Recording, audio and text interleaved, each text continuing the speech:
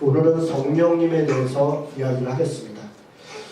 나는 성령을 믿으며 이렇게 되어 있습니다. 사도신경에 대해서 많은 분들이 의문을 제기합니다. 그 중에 한 가지가 이런저런 의문들이 있어요. 그 중에 하나가 성령에 대해서 너무 소홀한 게 아니냐.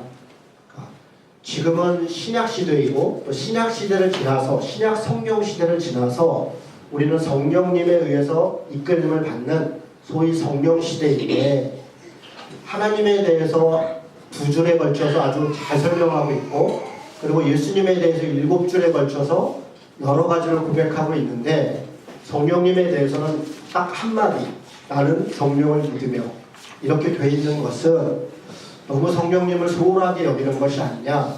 그래서 우리는 사도신경을 신앙 고백으로 고백하지 않는다, 이런 주장을 하는 분들이 있습니다. 대개는 성령 은사 혹은 성령 주의 운동을 하시는 분들입니다. 신사도 운동이나 이런 운동을 하시는 분들은 지금 시대가 성령님이 가장 중요하기 때문에 성령을 중심으로 성경을 해석해야 하고, 그리고 우리가 신앙 고백해야 하고 신앙생활 해야 한다고 주장합니다. 사실 그 말은 일정 부분 맞습니다. 지금은 우리가 성경을 읽을 때도 성령의 지혜 가운데, 성령이 비춰주시는 그 빛 가운데 우리가 성경을 깨닫는 것입니다. 우리의 지식으로, 우리의 경험으로 성경을 깨닫는 것이 아니라 읽고 무슨 말인지 알 수 있으나 하나님의 뜻을 깨닫는 것은 전적으로 성령의 은혜입니다. 그리고 우리가 이 땅 가운데 살아가는 것 또한 성령님이 우리와 함께 하시고 때때로 우리를 인도하시고 우리를 보호해 주시기 때문에 우리가 바르게 믿고 바르게 산다는 면에서 성령님이 굉장히 중요하고 우리가 바로 알아야 되는 것 당연히 맞습니다. 그러나 사도신경에 성령을 딱 한마디밖에 없다라고 말하는 것은 완전히 오해입니다. 일단은 한마디가 아니라 2마디고요. 우리 성령으로 잉태하사, 기억나시죠? 예수님을 성령으로 잉태했다, 이렇게 고백하고 있습니다. 사실 사도신경의 중심은 예수님에 대한 고백입니다. 예수님이 어떤 분인가? 그가 죽으셨고, 그리고 그가 부활하셨다. 그리고 그가 다시 심판하러 오신다. 그 믿음의 고백이 사도신경의 핵심입니다. 그러나 예수님에 대한 부분이 핵심이라고 해서 예수님만 고백하는 게 아닙니다. 그 예수님이 누구냐면 바로 전능하신 아버지, 천지를 만드신 창조자이다. 예수님이 우리의 주님이 되실 수 있는 것은, 그 근거는 그가 우리의 아버지고 그가 창조자이고 전능자이기 때문에, 그가 하나님이시기 때문에 그의 죽음이 의미가 있는 것이고 그의 부활이 의미가 있는 것이고 그가 심판하러 오신다는 것이 의미가 있다는 것입니다. 그렇게 보면 사도신경은 예수님을 중심으로 하고 있으나 하나님을, 성부 하나님을 결코 소홀히 여기고 있지 않습니다. 가장 중요하게 신앙 고백합니다. 더군다나 방금 제가 말씀드린 것처럼 성령으로 잉태되었다. 그 예수님이 성령님으로 잉태되지 않았다면 그는 하나님일 수가 없는 것입니다. 그가 성령님으로 잉태하지 않았다면 그는 그저 우리와 똑같은 죄인인 한 사람일 뿐입니다.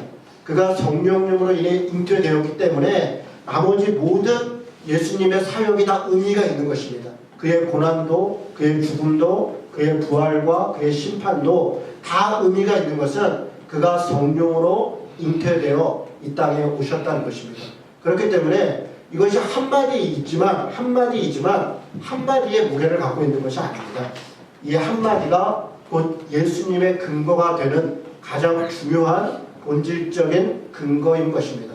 또 우리가 방금 읽었던 나는 성령을 믿습니다 라고 하는 이 말은 사실은 뒤에 있는 모든 사역이 성령님에 의해 이루어지고 있다는 것을 고백하는 것입니다. 무슨 말인고 하니, 나는 성령을 믿습니다 라고 그 뒤에 뭐가 나오냐면 거룩한 공교회와 성도의 교제와 죄를 용서받는 것과 몸의 부활과 영생을 믿습니다. 여기 좀 5가지가 나옵니다.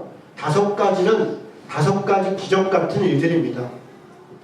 거룩한 공교회를 이루는 것의 근거가 어디에 있는가? 성령님에게 있다는 것입니다. 성령님이 임하셔서 교회가 시작됐고 교회의 주인은 예수님이지만, 그러나 교회를 이끄시는 분은 성령님입니다. 오늘 이 자리에서도 우리가 주님의 말씀이 내 귀에 들리고 내가 그 말씀을 듣고 깨닫고 혹은 내 죄악들을 회개하고 이 모든 일들의 근거가 성령님의 은혜라고 하는 것입니다. 그래서 교회는 유지될 수 있고 존재할 수 있는 것입니다. 어떤 목사 한 사람의 혹은 어떤 신자의 재정이 교회를 유지하는 것이 아닙니다. 그것은 다 도구입니다. 우리가 거룩한 공교회로 하나 되는 것은 오직 하나 성령님께서 교회를 이끄시고 우리의 연약함들 가운데도 하나 되게 하고 계시다. 그 거룩한 공교회를 이루시게 하는 것은 성령의 역사라고 그렇게 고백하는 것입니다. 성도가 서로 교제하는 것, 그것도 또한 당연히 성령님의 역사입니다. 우리가 다시 한번 생각해 보십시오. 여러분 옆에 있는 분들 한번 보세요. 언제 만났던 분들입니까? 사실은 다 새로 만난 분이고 낯선 사람들 아닙니까? 성격도 다르고 직업도 다르고 신분도 다르고 경제적 사정도 다르고 여러 가지가 다 다릅니다. 그런데 우리가 같은 형제이고 자매라고 어떻게 고백하고 있습니까? 무엇 때문에 우리가 고백합니까? 하나님을 믿기 때문에 그렇습니다. 우리가 하나님을 믿기 때문에 그렇습니다. 그러나 믿음만으로 우리가 옆에 있는 사람을 용납하기가 어렵습니다. 우리가 가지고 있는 차별감, 배제심, 우리가 가지고 있는 여러 가지 교만함들은 사실 나보다 조금만 못한 사람이 있으면 무시하고 싶고 말도 섞고 싶지 않고 그것이 우리의 본성입니다. 나에게 조금만 이익이 되는 사람이 있다면 정말 그 사람에게 가서 조금이라도 잘 보이고 싶고 뭐라도 얻고 싶고 그 사람과 함께 있다는 자체가 내가 뭔가 우쭐해지는 것 같은 그렇게 살아가고 싶은 것이 우리가 가지고 있는 심성입니다. 그러나 이 모든 것, 이 모든 신분이나 재산이나 직업이나 키나 잘생기고 못생기거나 나이나 심지어는 인종이나 성별이나 모든 걸 다 뛰어넘어서 우리가 성도 안에서 하나라고 교제할 수 있는 것은 바로 성령님의 은혜입니다. 우리가 그래서 성령을 믿는다라고 하는 것은 이 뒷부분에 있는 5가지를 추동하는 것, 그 본질적인 것이 성령님이다 라고 고백하는 것으로 시작하는 것입니다. 죄를 용서받는 것 마찬가지입니다. 내가 하나님께 죄를 용서받는 것도 성령의 은혜이고 내가 누군가의 죄를 용서할 수 있는 것 또한 성령님의 은혜입니다. 우리는 사실 가만히 한번 생각해 보십시오. 우리가 누구를 용서할 수 있습니까? 아니, 누군가 나를 용서할 때 그 용서를 진심으로 받을 수 있습니까? 저 사람이 나를 정말 용서하고 있구나. 내 잘못에 대하여 허물을 정말 없는 것처럼 생각해주고 있구나. 그렇게 믿을 만한 사람들이 우리 안에 누구라도 있습니까? 아니요, 없습니다. 사실은 누군가를 용서하고 용서받는다는 것은 인간이 할 수 없는 것입니다. 누군가를 용서한다고 우리는 쉽게 얘기하고 내가 용서받았다고 쉽게 그 사람 앞에 서 있지만 그러나 그 용서라는 것이 얼마나 낮은 것인지 조금만 자기에게 불편한 일이 생기면 당장 너 옛날에 이렇게 나옵니다. 너 옛날에 그때 내가 당장 그렇게 나옵니다. 자신이 무언가를 베풀었던 것, 자신이 무언가를 주었던 것 그것 다 생각나는 것입니다. 뭔가 이익 때문에 용서하는 것이고 이익 때문에 용서받는 것입니다. 그것이 우리 인간이 가지고 있는 한계입니다. 그러나 그것을 누가 뛰어넘게 합니까? 성령님이 우리를 그렇게 뛰어넘게 합니다. 몸의 부활과 영생을 믿는 것, 이 믿는다는 믿음 자체도 우리 스스로 안에서 결단하고 그래 내가 오늘부터 믿어야지. 여러분 한번 제가 묻겠습니다. 여러분이 오늘부터 예수님 믿어야지 해서 믿어진 사람이 있습니까? 저는 저 자신을 한번 돌아보니까요. 제가 정말 예수님을 믿고 싶었습니다. 저는 고등학교 1학년 때 교회를 갔습니다. 그곳에 있었던 한 선생님을 보고 하나님이 계시구나, 정말 예수님이 살아계시구나 라고 제 마음이 느꼈습니다. 그래서 저는 믿고 싶었습니다. 제 기도의 유일한 한 가지 기도 제목은 주님, 내가 주님을 믿게 해주십시오. 그게 기도였습니다. 그런데 믿어지지가 않는 거예요. 마음으로는 생각으로는 믿을 수 있겠다라고 생각하는데 도저히 주님이 내 구원자라고 하나님이 살아계시다는 것을 뭔가 이렇게 느낄 수 없고 확신할 수 없는 그런 답답함 가운데 있었습니다. 그러다 어느 날 4월 1일 제가 정확히 기억합니다. 고등학교 3학년 때 그 집회에서 기도하다가 하나님께서 제 마음을 만지셨고 그 순간 어떤 논리가 아니라 어떤 변화가 아니라 그날 집회에서 어떤 메시지를 통해서 제가 모르고 있던 게 깨달아져서가 아니라 하나님이 제 마음을 만지셨고 그 순간 저는 하나님이 살아계시다는 걸 느낄 수 있었습니다. 그리고 그날부터 지금까지 단 한 번도 때로는 제가 고통도 있고 때로는 고민도 있고 여러 가지 생각 속에서 교회는 다니고 싶지 않다 이런 생각을 때때로 들을 때가 있어도 하나님이 살아계시지 않다 그런 생각을 제 스스로 생각해서 살아계시지 않다 있다를 결정할 수가 없는 것이었습니다. 그냥 믿어지는 거예요. 믿어지는 것은 믿어지는 것입니다. 어떻게 믿어진 것입니까? 지금 우리가 고백한 사도신경은 성령님이 우리로 하여금 믿어지게 했다라고 이야기하고 있는 것입니다. 우리의 믿음도 결국은 성령님에 의한 것이다 라고 고백하는 것이 사도신경의 고백입니다. 여러분, 성령에 대해서 사실 제가 여기서 성령에 대해서 이런저런 많은 것을 이야기하기에 시간이 부족합니다. 그래서 핵심적인 것이 몇 가지만 이야기해 보도록 하겠습니다. 첫 번째로 성령님에 대해서 오해하는 것 중 하나는 아까 제가 서두에 말씀드린 것처럼 지금은 성령님의 시대다. 그래서 성령님이 더 중요하다라고 하는 말 안에는 성령님이 신약 시대에 혹은 그 이후인 성령 시대에만 역사하고 있다라는 착각이 있습니다. 이 말은 성령님이 곧 삼위일체 하나님이고 하나님께서 태초를 창조하실 때부터 지금까지 그리고 언제인지는 모르나 주님이 재림하시고 심판하실 때까지 동일하게 삼위일체로 존재하신다는 것을 우리가 때때로 잃어버린다는 것입니다. 여러분, 창세기 1장 2절 말씀은 이렇게 되어 있습니다. 창세기 1장 2절에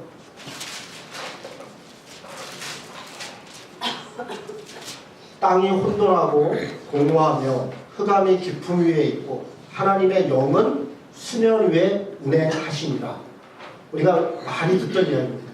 땅은 혼돈하고 공허하고 사실 아무것도 없었다는 것입니다. 뭐가 있어서 부질서하다는 게 아니라 이 말들은 우리가 알아듣는 말로 한 것입니다. 사실 끝없는 어둠이 있었고 아무것도 존재하지 않을 때 그 깊은 절망 가운데 있을 때 뭐라고 해요? 하나님의 영은 수면을 운행하셨다. 여러분, 이 단어가 되게 특이합니다. 왜냐하면 그냥 하나님은 수면을 운행하셨다 이렇게 말해도 됩니다. 그러면 하나님이라고 하는 그 명사잖아요. 어떤 존재를 가리키는 말이잖아요. 하나님 자체가. 그런데 하나님이 수면을 운행했다 이렇게 말하지 않고 창세기 1장 2절은 하나님의 영이 수면 위를 운행했다. 하나님의 영이시다 그렇게 얘기하는 것이 아닙니다. 하나님의 영은 곧 성령을 이야기하는 것입니다. 여러분, 로마서 8장 9절을 보겠습니다. 성경 가지고 계신 분 한번 찾아보세요. 로마서 8장 9절. 찾으신 분들은 같이 한번 읽어볼까요? 자, 시작. 만일 너희 속에 하나님의 영이 거하시면 너희가 육신에 있지 아니하고 영에 있나니 누구든지 그리스도의 영이 없으면 그리스도의 사람이 아니니라. 사실 이 로마서 8장은 생명의 법으로 우리가 구원받았다. 거듭났다. 그러므로 우리가 육신을 따라 살려서는 안 되고 성령을 따라 살아야 된다라고 하는 것이 로마서 8장의 핵심입니다. 그런데 지금 뭐라고 얘기하냐면 너희 속에 하나님의 영이 거하시면 곧 그리스도의 영이 있는 것이다. 하나님의 영, 그리스도의 영, 한마디로 해서 성령, 성스러운 영. 그래서 곧 하나님의 영이 그리스도의 영이고 그리스도의 영이 곧 성령입니다. 이렇게 이야기하고 있는 것입니다. 제가 구약에 있는 여러 말씀들을 찾지 않겠습니다. 제가 지금 말씀드리고 싶은 것은 구약 시대에도 삼위일체 하나님은 같이 존재했다. 성령님의 역사하심은 그때도 있었고 신약 시대에 예수님이 사역하실 때도 성령이 있었고 예수님이 세례받을 때 하나님의 영이 비둘기같이, 우리는 비둘기가 내려왔나 보다 비둘기의 그림을 그려놓습니다. 그러나 비둘기같이, 비둘기처럼 그렇게 성령님이 예수님께 임하셨다. 그게 세례의 결과입니다. 성령님이 구약시대에도 신약시대에도 그리고 지금도 성령님은 삼위일체 하나님으로서 우리와 함께하고 있는 것입니다. 구약에만 혹은 신약에만 또 다른 시대에만 이렇게 나눠지는 것이 아니다 라고 하는 것이 우리가 분명히 이해해야 될 부분입니다. 요한복음 14장을 보겠습니다.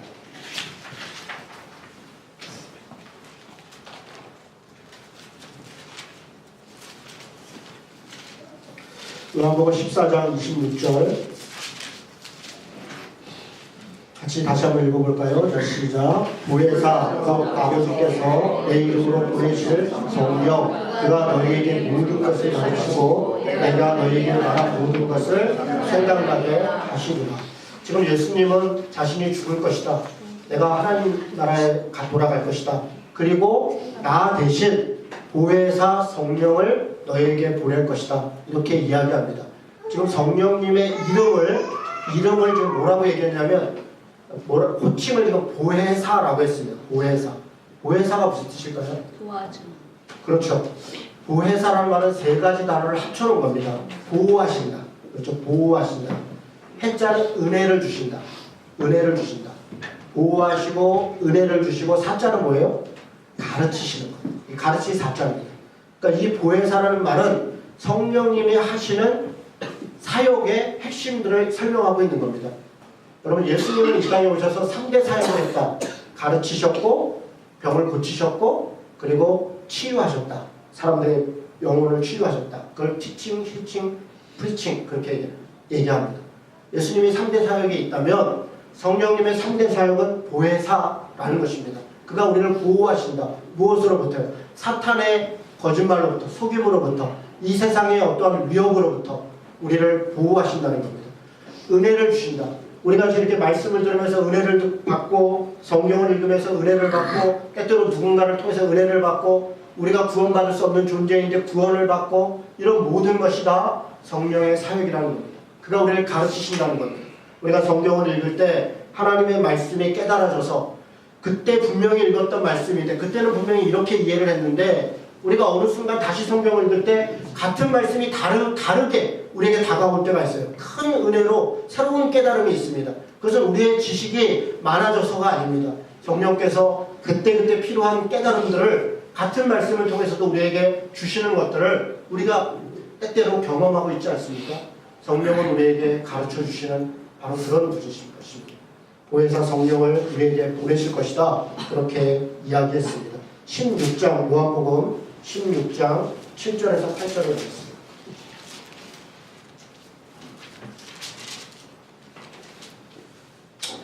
요한복음 7장에서 8절 16장 7절 8절 다시 같이 읽습니다. 그러나 내가 너희에게 실상을 말하노니 내가 떠나는 것이 너희에게 유익이라. 내가 떠나가지 아니하면 보혜사가 너희에게 오시지 아니할 것이요 가면 내가 그를 너희에게 보내리니 그가 와서 죄에 대하여 의에 대하여 심판에 대하여 세상을 책망하시리라. 여러분 여기 뭐 실상이라는 단어, 보혜사라는 단어, 이만이라고 하는 신천지의 지금 교주가 자신이 실상이다. 이게 실상 이론이라는 거예요. 신천지에. 그러니까 이런 단어를 가지고 말도 안 되는 소리를 하고 있는 거예요. 지금 이 예수를 믿는 사람들에 대해서 기존의 교회들은 실상을 보지 못했다. 보혜사를 경험하지 못했다. 왜? 자기가 보혜사니까. 자기가 실상이니까. 그러면서 첫 번째 장막이니 두 번째 장막이니 정말 거지 같은 소리들. 정말 제가 그런 내용들을 보면서 답답해요. 그런데 성경을 제대로 앞뒤 문맥을 통해서 공부하지 않으면 그런 말을 들으면 그냥 그렇게 알게 돼요. 처음 성경 공부를 하는 사람은 아 그게 실상이 그런 거래. 그러면 실상이라는 말도 어렵고 아 그게 뭔가 심오하고 특별한 비밀이 있대.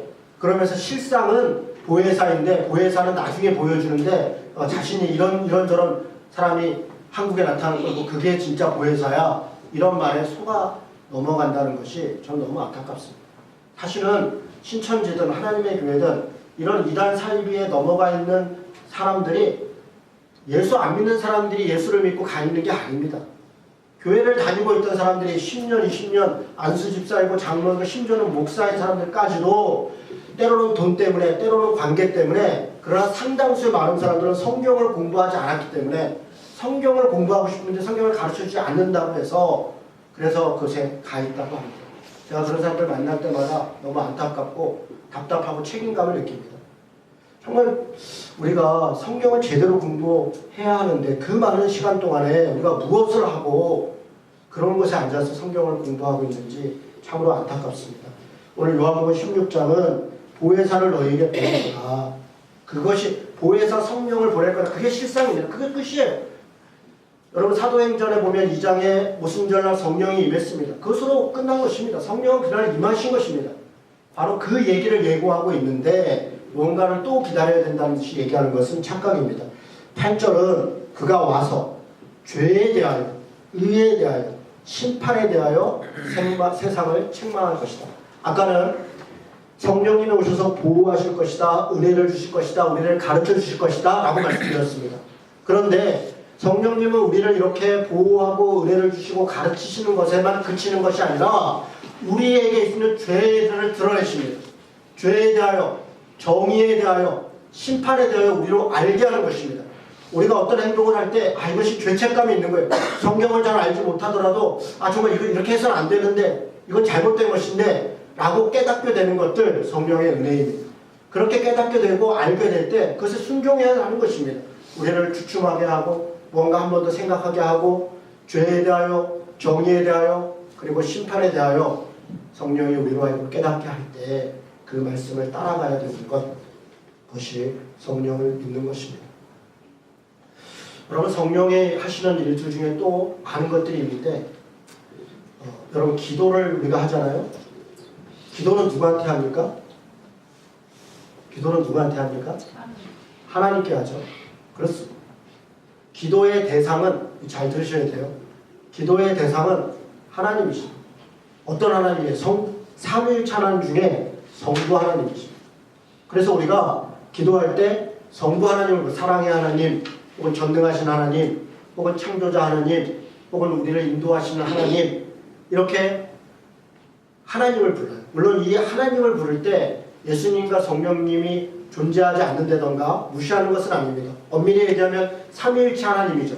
그러나 그 중에 우리를 만드시고 우리를 자녀 삼으시고 그리고 전능하시고 지금도 우리를 이끌고 계시는 그 하나님이 우리의 기도의 대상입니다.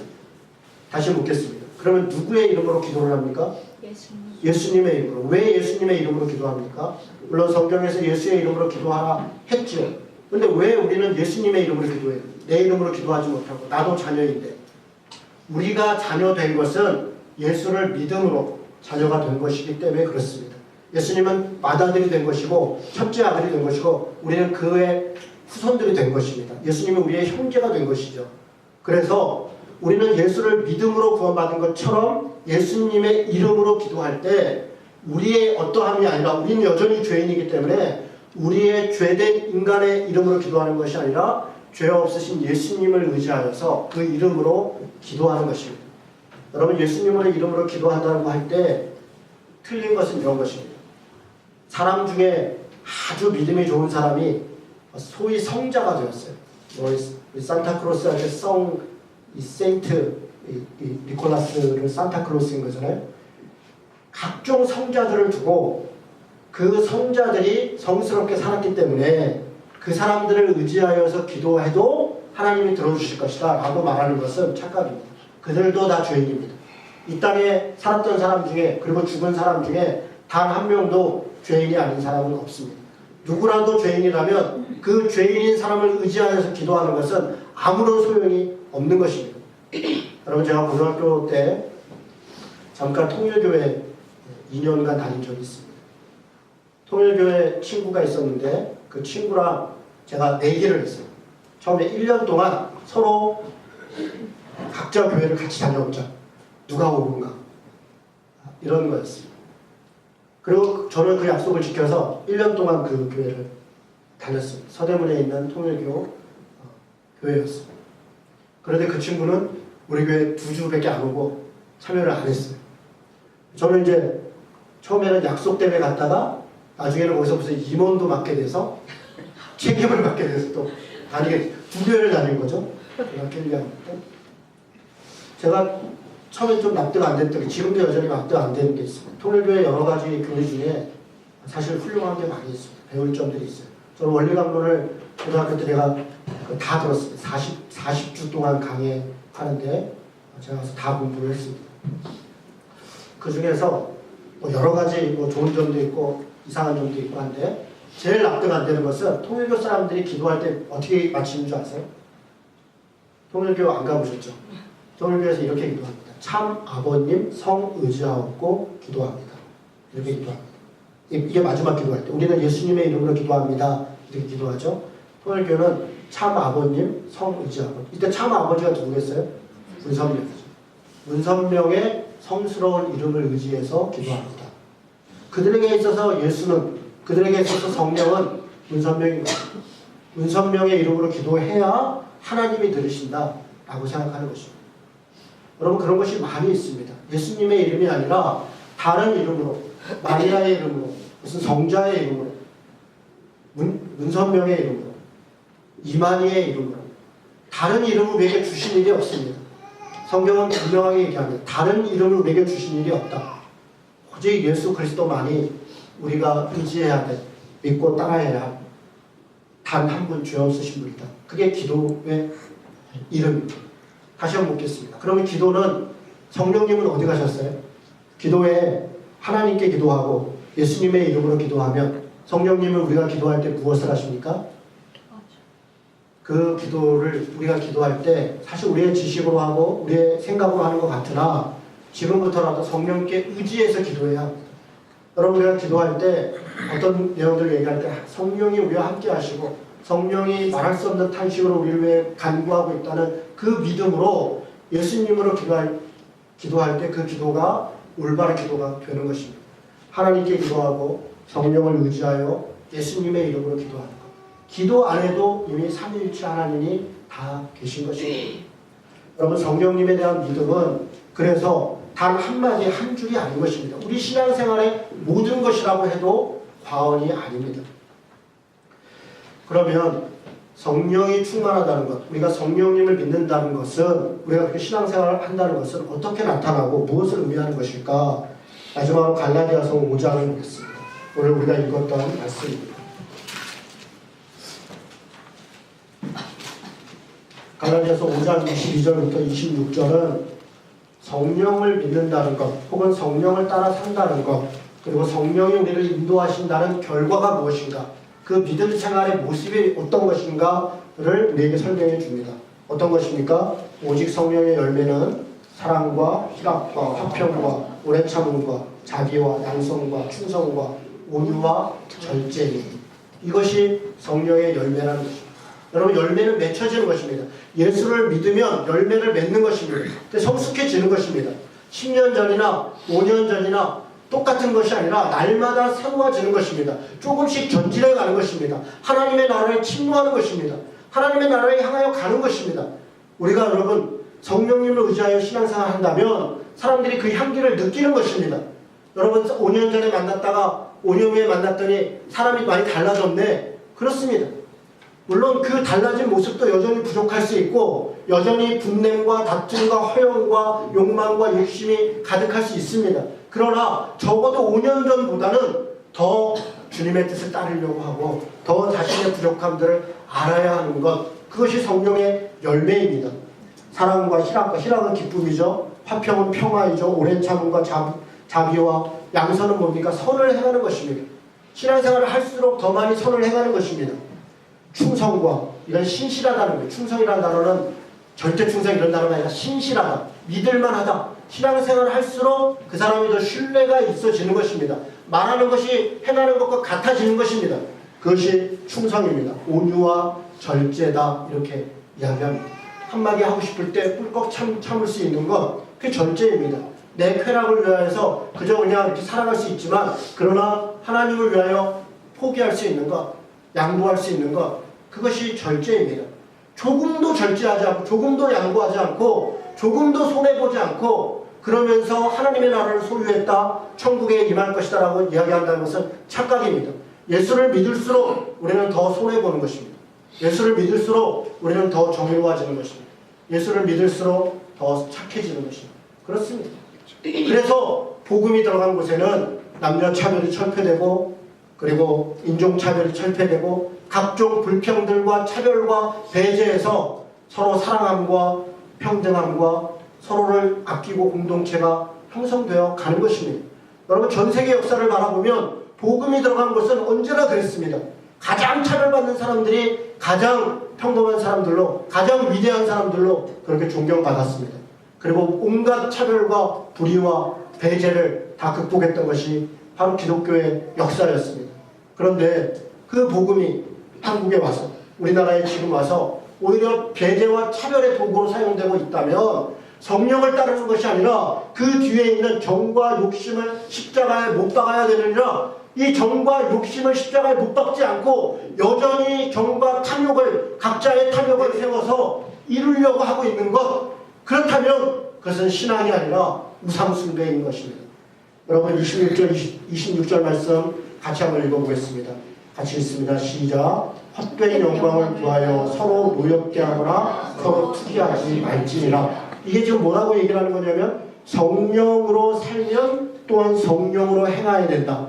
성령으로 믿었으면 성령으로 행해야 된다. 그런데 성령으로 행하는 게 뭐냐면 위에 물론 성령의 열매 9가지를 얘기했지만 한마디로 얘기하면 헛된 영광을 구하여 뭘 한다는, 노엽게 한다. 노엽게 한다는 것은 우월감 속에서 경쟁한다는 것입니다. 경쟁한다는 것. 서로 헛된 영광을 구하여 경쟁하거나 서로 투기하자. 이건 열등감 속에서 탐심하는 겁니다. 사실 뭔가를 탐하는 것은 열등감의 발로입니다. 누군가를 경쟁해서 이기려고 하는 것은 이 자만감, 교만함의 발로입니다. 교만하거나 열등감에 빠져 있다면 그는 성령에 충만하지 못한 것입니다. 누군가를 경쟁해서 내가 반드시 이겨야 돼. 다른 사람과 함께 이기려고 하지 않고 내가 이기고 너는 죽어야 돼. 이렇게 우리가 세상을 살아가고 그런 방향으로 간다면 성령을 따라 사는 것이 아닙니다. 정욕과 탐심을 따라 사는 것입니다. 여러분 저를 보십시오. 성령 충만을 한마디로 얘기하면 뭘까? 제가 지금 뭐라고 얘기했냐면 교만함에 빠지지 않고 열등감에 빠지지 않는 것이다. 그러면 우리는 배알도 없고 어떤 뭔가에 성취하려고 하는 노력도 없다는 거니까? 아닙니다. 열등감과 교만심에 빠지지 않는다면 뭘 가져야 된다는 거예요? 그 가운데가 뭐예요? 그게 자존감입니다. 여러 학문에서 그걸 중용이라고 얘기할 수 있겠습니다. 중용의 가치라고 하는 것이 가장 중요한 가치입니다. 평정심의 가치입니다. 교만에 빠지지 않고 열등감에 빠지지 않는 사람은 자존감이 있는 거예요. 누군가 돈이 많고 권력이 있고 힘이 있고 그런 사람이 나를 무시하고 억압하고 핍박한다 할지라도 자기를 잃어버리지 않는 것이에요. 그 사람 앞에 때로 내가 맞을 수도 있고 때로는 그것 때문에 내가 무릎을 꿇을 수도 있으나 그러나 자존심까지 자존감까지 잃어버리는 것은 아닌 것입니다. 여러분 교만한 사람들의 앞에서 자존감을 형성할 수 있는 것, 저는 그것이 성령의 은혜이다 라고 생각합니다. 열등하지 않은 것입니다. 열등감에 빠지지 않는 것입니다. 자신이 비교의식에 빠지고 체면감에 빠져서 자기가 하지 말아야 할 일을 하고 또 심지어는 자신보다 조금이라도 못한 사람이 있으면 그것을 무시하고 빼앗고 이게 다 열등감의 발로입니다. 교만함과 열등감이 없는 자존감 있는 사람은 평정심을 유지합니다. 흔들리지 않습니다. 하나님의 자녀이기 때문에 열등감에 빠지지 않고 여전히 죄인이기 때문에 교만함에 빠지지 않습니다. 여러분 우리 스스로가 성령 충만한가를 어떻게 알 수 있는가? 여러 가지로 이야기했을 때 딱 한 가지만 더 얘기하겠습니다. 혹시 내가 내 삶을 통제할 수 없을 정도로 분주하고 바쁘다. 나는 지금 열심히 뭔가 살아가고 있는데 내가 뭘 하고 살아가는지 잘 모르겠다. 열심히 뭔가 하고 있는데 만족감도 없고 보람도 없고 그리고 그냥 바쁘기만 하다. 평정심을 잃는 것입니다. 성령의 충만함은 고요함입니다. 평정심이 있는 것입니다. 분주하거나 어떤 것에 분내거나 다투거나 어떤 것에 열등감에 빠져있지 않습니다. 평정심이 있는 것입니다. 내 마음에 두려움이 있고 수치심이 가득하고 뭔가 불안하고 성령 충만하지 않은 것입니다. 어떤 것으로 인하여서 분주하고 그것에 욕심이 가득하여서 만족함이 없다. 성령 충만하지 않은 것입니다. 여러분 성령 충만함은 자족하는 것입니다. 평정심을 갖는 것. 지금 있는 것에 감사하는 것입니다. 주변에 어떤 일들이 벌어진다 할지라도 이를 다급하여도 당황하지 않고 그것에 그냥 있는 그대로 반응하는 것입니다. 누군가 나한테 욕을 하면 같이 욕을 하는 것이 아니라 그 사람이 욕을 했어. 그것은 그렇다고 해서 같이 욕하는 것이 아니라 그런가 보다. 그럴 수 있다. 그리고 나는 내 반응을 하는 것입니다. 자기의 반응, 정당하게 이야기할 것이 있으면 이야기하고 또 분명하게 밝힐 게 있으면 밝히고 그러면서도 우월감을 갖지 않고 있는 그대로 이야기할 수 있는 것. 저는 그것이 성령 충만함의 결과라고 생각합니다. 교만함이 아니라 열등감이 아니라 자존감을 가지고 나는 나다 라고 하는 마음 속에서 누군가와 끊임없이 비교하지 말고 누군가와 끊임없이 경쟁하지 말고 스스로에게 감사하고 가장 가까이 있는 사람들을 사랑하려고 노력하고 그렇게 살아가는 것이 저는 성령 충만이라고 믿습니다. 말씀을 정리하겠습니다. 우리는 성령님을 믿습니다. 성령님은 어떤 분이십니까? 하나님이십니다. 성령님은 우리가 기도할 때도 우리가 교회에서 예배할 때도 세상 가운데 직장생활을 할 때도 무엇을 할 때도 우리와 항상 함께 하십니다. 우리가 날마다 구해야 될 것은 성령 충만합니다. 성령의 열매를 맺어가는 것입니다. 사랑과 희락과 화평과 충성과 오래참과 자비와 양성과 온유와 절제의 열매들이 날마다 맺어가는 것입니다. 교만하지 않고 열등감에 빠지지 않고 하나님이 나를 사랑하신다는 그 믿음 안에서 자존감을 가지고 그렇게 하나님의 자녀로 주님의 제자로 살아가는 것, 저는 그것이 성령 충만의 모습이라고 믿습니다. 이번 한 주간도 성령 충만한 신자 되시기를 주님의 이름으로 축원합니다.